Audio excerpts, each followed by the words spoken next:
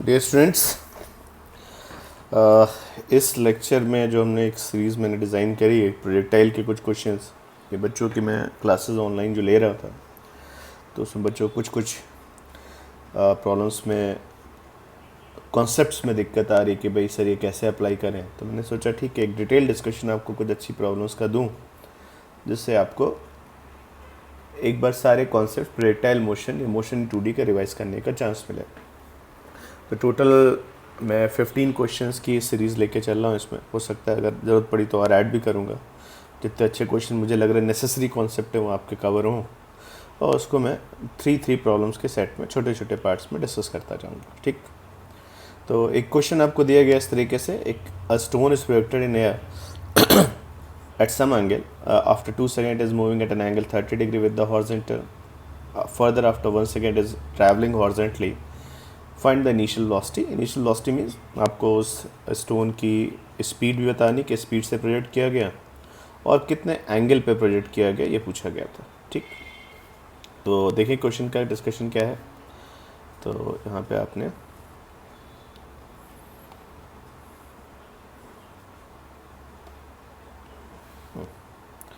ये बेटा अपने स्टोन यहाँ से लॉन्च किया, सोल्यूशन ये स्टोन बेटा आप ग्राउंड से लॉन्च करते हैं इस तरीके से। यहाँ पर लेट से आपने स्पीड v रखी, एंगल थीटा पे लॉन्च किया, तो ये जो पार्टिकल आपने थ्रो किया ये ट्रैजेक्टरी फॉलो करते करते करते ग्राउंड पे आता है। वो कहते हैं सर t को 0 पे लॉन्च किया, अगर मैं इसकी इनिशियल वेलोसिटी की बात करूँ तो इसकी इनिशियल वेलोसिटी हॉरिजॉन्टल डायरेक्शन में कितनी होगी, v cos थीटा, एंगल आपने हॉरिजॉन्टल से मेज़र किया, and in vertical direction velocity is v sin theta. After 2 second ball कहीं यहाँ पे होगी। ये हमने ऑलरेडी पढ़ा हुआ है कि हॉरिजॉन्टल वेलोसिटी आपकी ड्यूरिंग दिस मोशन चेंज नहीं होना चाहिए, हॉरिजॉन्टल डायरेक्शन में कोई एक्सेलरेशन नहीं है, पर वर्टिकल डायरेक्शन में ग्रेविटी अपवर्ड मोशन में रिटार्डेशन देगा। तो आपकी वेलोसिटी 2 सेकेंड बाद कितनी हो जाएगी, तो v sin थीटा माइनस जी आपका 10 हो गया और 2 सेकेंड। ओके, तो उनका कहना था कि सर इस मोमेंट पे जो आपका पार्टिकल है उसकी वेलोसिटी का हॉरिजॉन्टल से एंगल कितना है, 30 डिग्री। तो एक इक्वेशन बनाई जाए, देखिएगा। तो tan 30 बेसिकली क्या होगा, ये जो आपके पास आ रही velocity perpendicular divide by base, tan 30 हो जाएगा perpendicular divide by base, perpendicular v sin theta minus 20 divide by v cos theta. Okay, ये आपके पास इक्वेशन रेडी है, डन। फिर उससे 1 सेकेंड बाद ये पार्टिकल कैसे चल रहा था, हॉरिजॉन्टली चल रहा था। इसका मतलब टोटल अगर 3 सेकेंड में देखा जाए तो पार्टिकल का यहाँ पे आ चुका है। 3rd सेकेंड में पार्टिकल हाईएस्ट पॉइंट पे है तो इसकी वेलोसिटी हॉरिजॉन्टल डायरेक्शन में होगी, वर्टिकल कॉम्पोनेंट 0 हो चुका होगा।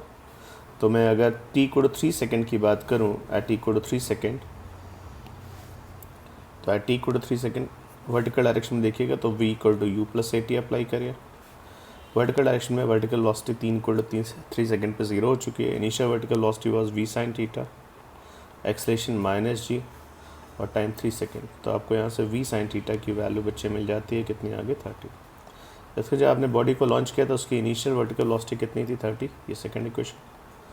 और tan 30, अब आपको v sin थीटा पता हो चुका है तो v sin थीटा की वैल्यू अगर आप यहाँ पे प्लेस करोगे तो आपको tan 30 वाले इक्वेशन को यूज़ कर सकते हैं। tan 30 is equal to v sin theta minus 20, 30 minus 20 divide by v cos theta, simply 10 divide by v cos theta, और tan 30 की वैल्यू आप क्या लिख सकते हैं यहाँ पे, 1/√3। तो v cos theta is equal to simply 10√3। Okay, tan 30 is equal to 1/√3 आएगा ना, तो v cos theta equal to 10√3, 10। तो एक तरीके से मुझे इसके वर्टिकल और हॉरिजॉन्टल कॉम्पोनेंट दोनों पता लग चुके हैं। तो अगर वो मुझसे एंगल पूछेंगे तो आप दोनों को डिवाइड कर दीजिए। tan theta is equal to, बोलिए क्या आएगा, डिवाइड करेगा tan theta v sin theta divide v cos theta, 30 divide by 10√3, ये वैल्यू कैंसिल हुई और √3 आ गया। दैट मीन्स पार्टिकल को आपने 60 डिग्री पर लॉन्च किया था। और पार्टिकल की इनिशियल स्पीड अगर पूछी जाए तो क्या होगी, आप दोनों का स्क्वायर करके ऐड करेंगे तो v square is equal to 30 square plus 300। Okay, 10 का स्क्वायर 100, √3 स्क्वायर 3, तो v की वैल्यू आप सॉल्व कर सकते हैं। v is equal to 300 plus 900 1200 आ गया आपके पास, तो v इक्वल टू 20√3। ओके, तो आंसर अगर लिखा जाए तो आंसर उन्होंने आपसे स्पीड और थीटा पूछा था, तो आपने पार्टिकल को स्पीड 20√3 से लॉन्च किया था और कितने एंगल पे लॉन्च किया, 60 डिग्री। तो ये क्वेश्चन एक तरीके से आपकी वेलोसिटी कैसे वेरी कर रही है टाइम के साथ उस पर था। एंगल भी आपको पता है धीरे धीरे चेंज होता जाएगा। एंगल आप ध्यान से देखिए तो पहले कितना था, यहाँ पे 60 डिग्री पे लॉन्च किया, फिर 30, फिर 0, और ड्यूरिंग डाउनवर्ड मोशन आप कह सकते हैं एंगल हॉरिजॉन्टल से डाउनवर्ड है तो निगेटिव होता जाएगा। Okay, let's go to next problem. एक पार्टिकल को बेटा आप लॉन्च करते हैं, रीड करिएगा। A stone is projected, stone is thrown up from a top of tower of height 35 metre with speed 30√2। एक 35 मीटर की हाइट से 30√2 की स्पीड से आप लॉन्च करते हो at an angle 45 degree with the horizontal. Find the velocity of ball which ball hits the ground, also find the horizontal range. एक question आपको दिया गया कि भाई आपने जो बॉडी ली थी यहाँ पर, ये 35 मीटर की हाइट से, सोल्यूशन लिखता हूँ यहाँ पे इसका, आप चाहें तो वीडियो पॉज करके अपना सोल्यूशन निकाल सकते हैं, फिर मेरे सोल्यूशन से कंपेयर कर सकते हैं। ठीक है, तो आपने क्या किया, यहाँ पर जो टावर था वो 35 मीटर की हाइट का बेटा आपने लिया। क्लियर, 35 मीटर की हाइट से आप एक बॉल को लॉन्च करते हो। इनिशियल स्पीड जो होती है और उसका जो एंगल है, अप्रोचन एंगल है, बड़ा इंपॉर्टेंट पॉइंट होता है, यही डिसाइड करते हैं ट्रैजेक्टरी कैसा होगा। तो बॉल आपने 30√2 से लॉन्च किया हॉरिजॉन्टल डायरेक्शन में, कितने एंगल से, 45 डिग्री। तो ये बॉल यहाँ से स्टार्ट होगी उससे इस तरीके से यहाँ पे लैंड करेगी आके। ठीक, तो 30√2 से आपने इसे लॉन्च किया था। ओके, तो हम इसमें इंटरेस्टेड है सर, हमें क्या इसकी रेंज मिलेगी, क्या रिटाइल कितने टाइम बाद लैंड करेगा। तो देखा जाए तो मेरा कहना है कि जो मेरे प्रीवियस लेक्चर्स हैं उसमें मैंने बोला कि डिस्प्लेसमेंट के आपके पास दो कंपोनेंट होते हैं। अगर यूनिफॉर्मली एक्सेलरेटेड मोशन है तो आप कह सकते हैं दो कंपोनेंट, यूनिफॉर्म वेलोसिटी से वो कितना मूव करेगा ut, और यूनिफॉर्म एक्सेलरेशन से कितना मूव करेगा, हाफ at²। ओके, ये आपका यूनिफॉर्म एक्सेलरेशन के केस में वैलिड डिस्कशन है। तो basically displacement is the vector addition of two components. Okay, ut आपने 30√2 से 45 डिग्री पे बॉल को लॉन्च किया, और एक्सेलरेशन ग्रेविटी में आपका डाउनवर्ड आएगा, तो आप इसमें एक 5t² का डाउनवर्ड वेक्टर ऐड करेंगे। क्लियर, तो बेसिकली जो बॉल आपने लॉन्च करी थी उसके बारे में देखें तो सर 30√2 से आपने लॉन्च किया बॉल को, यहाँ से हाइट आपको 35 मीटर दी गई। अब अगर मैं बात करूँ केवल बॉल के पास अगर कांस्टेंट वेलोसिटी होती, एक्सेलरेशन 0 हो जाता, तो ये बॉल आपके ऐसे चलती और सीधे चलती चली आती, इस डायरेक्शन में बॉल चलती जाती, तो आपका टी टाइम में कितना बॉल चलती, तो आप इसे 30√2t लिख सकते हैं, और टेक्निकली ut है, ut magnitude and direction 45 degree with the horizontal. अब बॉल यहाँ पे आई, मान लेते हैं जिस मोमेंट की बात कर रहे हैं उससे पूछा जाए बॉल कहाँ पे थी, तो आपने भाई मान लिया बॉल ग्राउंड पे आ चुकी है, तो भाई इस तरीके से आपके पास एक वेक्टर आ गया। ये वेक्टर बेटा आपका क्या हो गया, 5t²। तो एक वेक्टर ut में कौन सा वेक्टर आपने ऐड किया, हाफ at² डाउनवर्ड डायरेक्शन में आ गया ना। ठीक है, अब पार्टिकल अगर यहाँ पर है तो ये उसका रिजल्टेंट वेक्टर आ गया, तो ut plus half at² is the result. Basically ये ट्रैजेक्टरी नहीं है, ट्रैजेक्टरी तो कुछ और रही होगी, पर ये आपका डिस्प्लेसमेंट आ गया। ट्रैजेक्टरी बेटा अगर मैं शो करूँ यहाँ पे इस तरीके से, तो सब बॉल को आपने लॉन्च किया था, बॉल यहाँ से थोड़ा ऊपर जाके इस पॉइंट से चलते चलते चलते यहाँ पे गिरेगी बॉल, तो ये आपकी ट्रैजेक्टरी हो गई, ये आपका डिस्प्लेसमेंट हो गया, और अगर आप देखोगे तो भाई बॉल यहाँ पे ग्राउंड पे लैंड कर चुकी है। क्लियर, ट्रैजेक्टरी दिख रही है ना आपको, ये बॉल की ट्रैजेक्टरी है, और ये आपका इनिशियल और फाइनल के बीच में shortest path, that is displacement. तो बेटा अगर मैं बात करूँ तो एंगल्स के लिए देखें तो अपने ज्योमेट्री में देखोगे तो एंगल्स जो आ रहे हैं आपके पास, ये एंगल बेटा आपके पास 45 डिग्री था। ओके, हॉरिजॉन्टल से, और यहाँ पे आप नीचे कितना आ गया सर, 90 आ गया। आप अच्छे से देखो, ये जो ut था उसका एक हॉरिजॉन्टल कंपोनेंट होगा, यस सर। 30√2 का हॉरिजॉन्टल वेलोसिटी कितनी हो जाएगी, 30, तो आप आगे कितना आए होंगे 30t, और ऊपर वेलोसिटी की वजह से कितना गए होंगे तो 30t। क्लियर?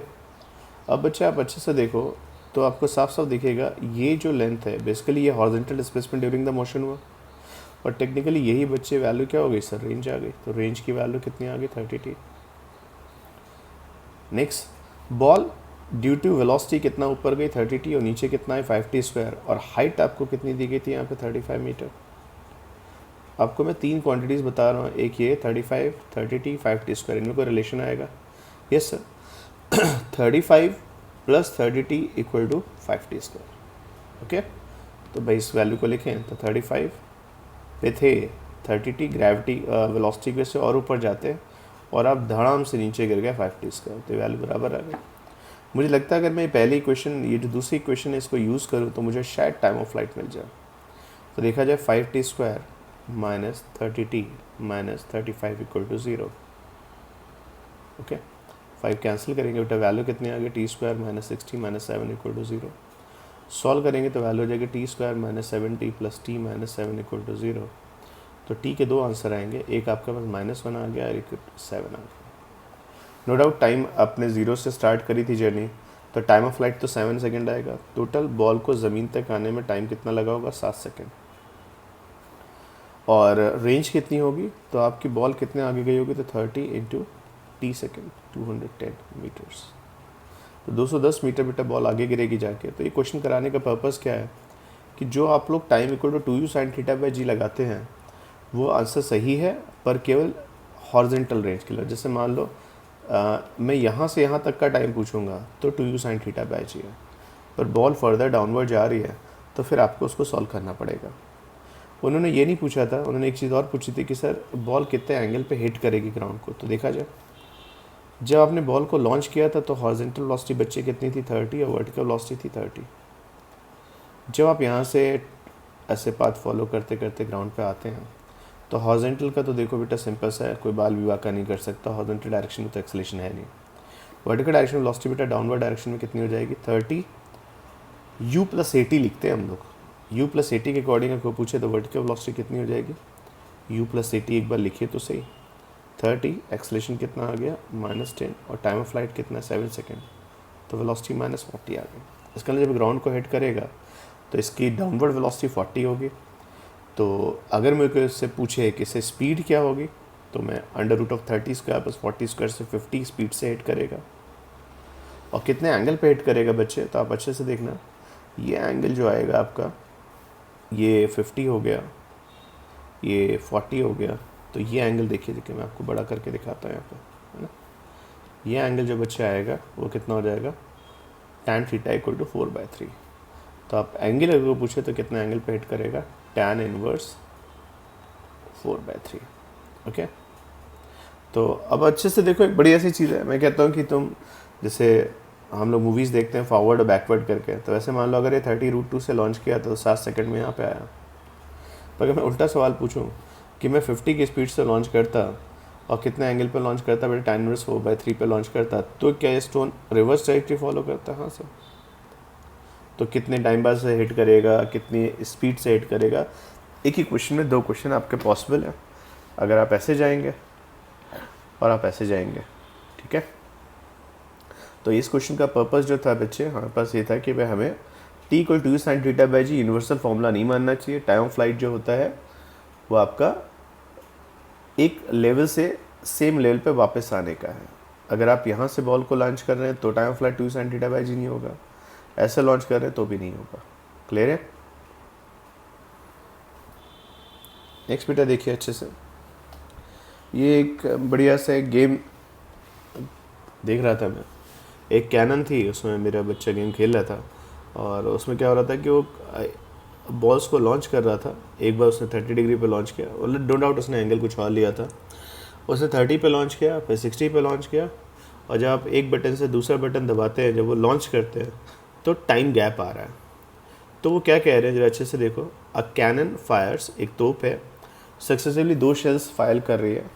स्पीड बेटा आपको बता दें कि 100 मीटर/सेकंड, 60 डिग्री पे लॉन्च किया और 30 डिग्री पे। 30 डिग्री वाली लो ट्रेजेक्ट्री होगी, 60 डिग्री वाली हाई ट्रेजेक्ट्री है। तो जब आप बॉल लॉन्च करते हैं तो आपसे क्वेश्चन पूछा गया था भाई इनका फायरिंग के बीच में टाइमिंग क्या होना चाहिए जिससे शेल हवा में कोलाइड करे, ठीक। तो मान लेते हैं 60 डिग्री वाली आपने पहले लॉन्च करी थी, कुछ इस तरीके से अगर डायग्राम बनाऊं तो कुछ ऐसा आएगा, देखें। ये आपका हॉरिजॉन्टल लेवल, यहाँ से बेटा आपने एक शेल लॉन्च किया 60 डिग्री पे, ये बेटा कोई ट्रेजेक्टरी ऐसे लेके जा रहा था। थोड़ी देर बाद एक लो ट्रेजेक्टरी पे आपने बॉल लॉन्च करी 30 डिग्री पे, ठीक है ना। ये ट्रेजेक्टरी आपने कब लॉन्च करी थी, टी इक्वल टू 0 मान लें या T1 लिख लेते हैं, टी इक्वल टू 0 मान लिया, और ये थोड़ी देर बाद आई, तो इसके लिए बेटा अपन टाइम मान लेते हैं डेल्टा टी है, इतने टाइम बाद आया। अब ये बॉल बेटा यहाँ से चलते चलते चलते चलते चलते चलते हवा में यहाँ पे टकराते हैं। अब एक बॉल के लिए अगर पूछा जाता है जब उसने मोशन स्टार्ट किया तो उसको चलने के लिए कितना टाइम मिला, T1। जो लो ट्रेजेक्टरी थी उसको थोड़ा सा कम टाइम मिला। अगर मैं दोनों के बीच की बात करूँ तो एक को T1 टाइम मिलता है, एक को T2 टाइम मिलता है, तो T2 की वैल्यू क्या हो जाएगी, T1 प्लस डेल्टा टी, है ना। सॉरी, T2 आपको टाइम कम मिलेगा बच्चे, तो मैं यहाँ पे अगर बात करूँ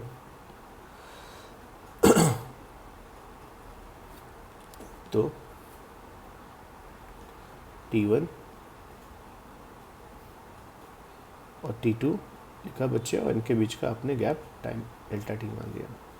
अब ये बॉल बेटा एक जगह हिट करते हैं तो ऐसे मान लो कि मेरा x हॉरिजॉन्टल और y वर्टिकल आ गया, ठीक। x हॉरिजॉन्टल और y वर्टिकल हो गए तो भाई कोलिजन का मतलब क्या हुआ, दोनों एक ही जगह उपस्थित होने चाहिए।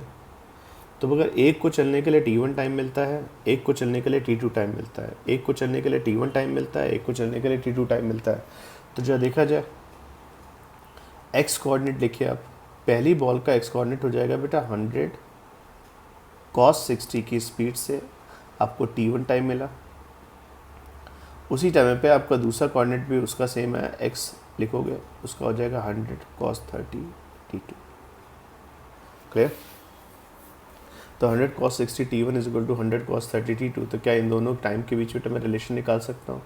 यस, दोनों इक्वेशन को सेम करें तो रिलेशन क्या आ जाएगा बेटा, T1 इक्वल टू √3 T2, ठीक।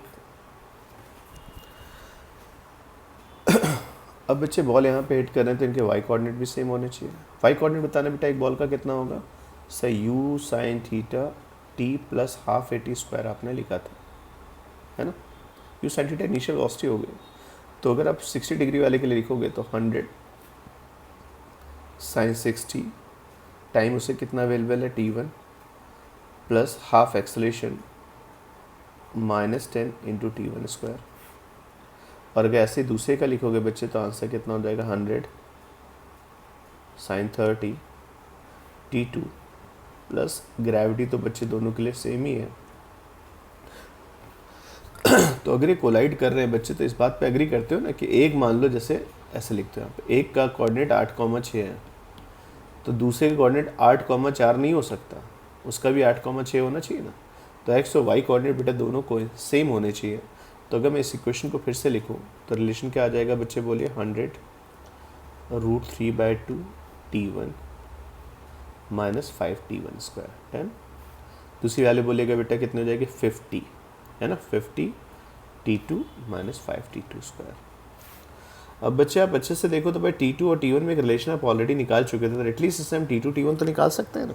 तो आप T1 की वैल्यू रख दो, T1 रखेगा 100 √3/2, T1 कितना हो जाएगा, √3 T2 आपने यहाँ लिख दिया, माइनस 5 T1 स्क्वायर, तो कितना हो जाएगा, T1 √3 T2 तो 15 T2 square is equal to 50 T2 minus 5 T square, T2 square, done. अब यहाँ से वैल्यूज बेटा देखिएगा तो 2 कैंसिल, 50 आ गया, 50 इंटू 3 150 T2 और 50 T2 आप इस साइड ले आइए बच्चे, और इसको उस साइड ले लेंगे, 15 माइनस 5 T2, 15 माइनस 5 T2 कितना हो गया, 5 T2 square, sorry 15 minus 5 10, okay. तो ये आपका 10 T2 स्क्वायर आ गया। तो यहाँ पे बेटा एक साइड वैल्यू कितनी आ गई, 30 T2 is equal to 10 T2, तो T2 की वैल्यू बेटा कितनी आ गई, सिंपली 3 सेकेंड्स ना। T2 आएगा बच्चे यहाँ पर, T2 स्क्वायर था ना इधर, तो T2 कैंसिल।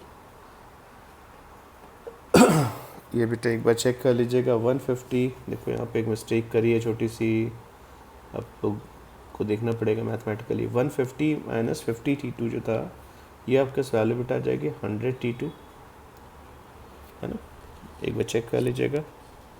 और 10 T2 स्क्वायर, तो T2 कैंसिल हो गया, तो T2 इक्वल 10 सेकेंड। इसका मतलब दूसरी बॉल को चलने के लिए कितना टाइम मिला होगा, 10 सेकेंड्स। तो T1 कितना हो जाएगा, √3 T2, √3 मतलब 1.7 इंटू 10 लिखोगे तो 17 सेकेंड्स।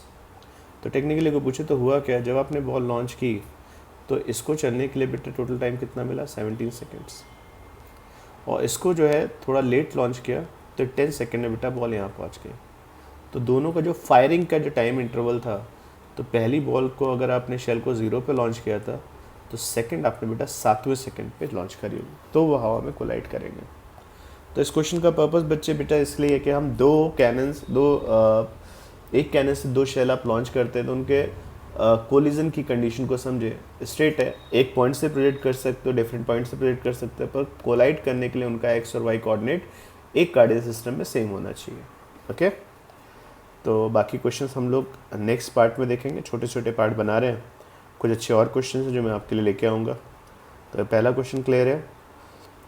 सेकंड क्वेश्चन बेटा आपने 2u sin θ/g की वैलिडिटी देखी, कब लगता है कब नहीं लगता है।